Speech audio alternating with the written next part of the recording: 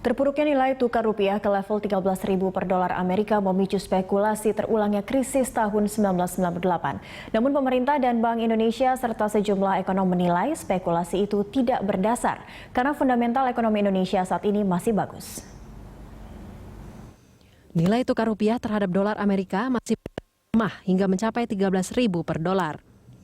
Terakhir kali rupiah menyentuh kisaran Rp13.000 per dolar pada Juli 1998 kala Indonesia mengalami krisis ekonomi atau krisis moneter alias Krismon.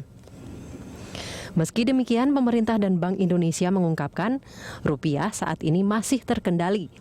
BI terus menerapkan langkah-langkah pengendalian mata uang Garuda. Secara makro kondisi sangat stabil, terjaga, ya. Tapi meskipun begitu tentunya kami di pemerintah terus mewaspadai pergerakan nilai rupiah dan tentunya harus melakukan kebijakan-kebijakan yang bisa memperkuat nilai rupiah itu sendiri. Sebagian besar ekonom juga menilai indikator ekonomi saat ini jauh lebih baik dan masih dapat menopang kinerja perdagangan. Saya akan mengatakan bahwa kita sebetulnya mampu untuk tumbuh mendekati 7% lah ya di 2017 beyond ke atas gitu.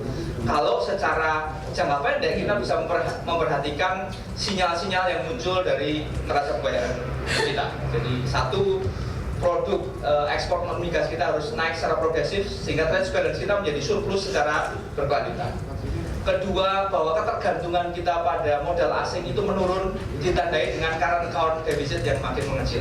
Kita menghadapi beberapa tantangan fundamental, seperti kalau dalam nilai tukar itu kita bisa lihat bahwa tahun ini, bulan-bulan ini gitu menjadi tahun yang paling buruk setelah dari nilai tukar ya, dari situasi 97-98 krisis pada waktu itu. Dilihat dari depresiasi.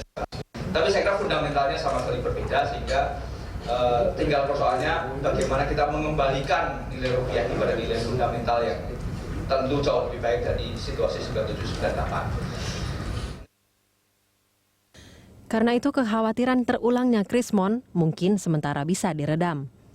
Pada 1998 rupiah sempat melemah hingga 70% dalam sebulan. Sementara memasuki tahun 1999 rupiah sempat naik tajam hingga level Rp16.600 per dolar. Sementara pada periode Februari hingga Maret 2015, rupiah melemah 4,8%. Dari sisi pertumbuhan ekonomi, Krismon 98 membuat perekonomian Indonesia rontok dan terkontraksi 13,1%.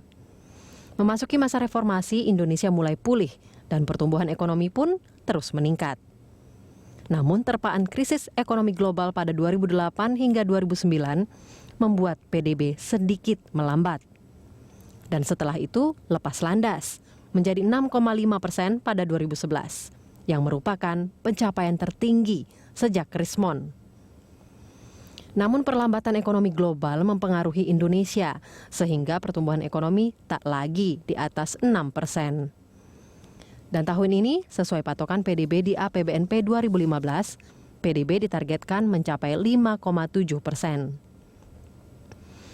Begitu pula dengan inflasi yang pada 1998 mencapai 77,6%. Inflasi melonjak karena Krismon. Inflasi perlahan menjinak, meski sempat mencapai 2 digit akibat kenaikan BBM pada 2001, 2005, dan 2008. Sementara dalam 2 bulan pertama 2015, Indonesia malah mengalami deflasi 0,61%. Dan di tahun ini, pemerintah mengasumsikan inflasi sebesar 5%. Dapatkah kondisi ini terjaga? Tim Liputan, Berita 1.